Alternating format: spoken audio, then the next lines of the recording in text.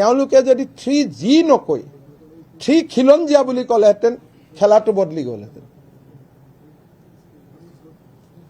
শব্দৰ কেইটা চাব, শব্দৰ বহুত পাৱাৰ আছে। তেওঁলোকে যদি 3 গগৈ নকৈ ক'লেহেঁতেন 3 খিলঞ্জীয়া, তেতিয়া ই ৱেভ কৰি দিলেহেঁতেন।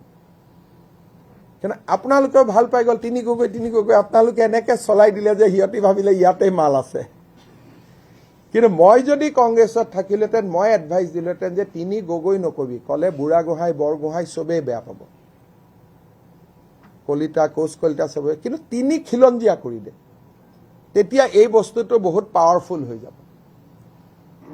তাৰমানে আপোনালোকে বুজি পাইছেনে? মই কংগ্ৰেছত থাকিলে এবাৰ কংগ্ৰেছে চিট বহুত বেছি পালেহেঁতেন।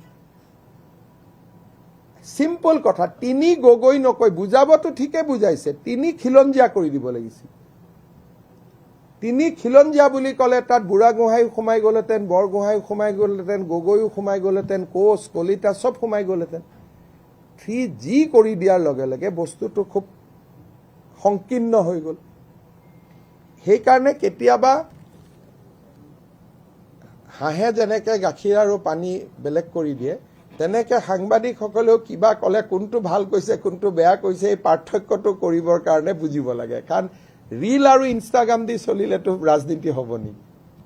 সেইটোৱে কথা। কংগ্ৰেছৰ মুভটো ঠিকে আছিল যে লুৰিণজ্যোতি গগৈ, অখিল গগৈ, গৌৰৱ গগৈ পাৱাৰফুল কম্বিনেশ্যন আছিল, কিন্তু তেওঁলোকে প্ৰজেক্ট কৰিব নাজানিলে, 3 গগৈ কৰি পেলালে, 3 খিলঞ্জীয়া কৰিব লাগিছিল, তেতিয়া ই বহুত কাম দিলেহেঁতেন।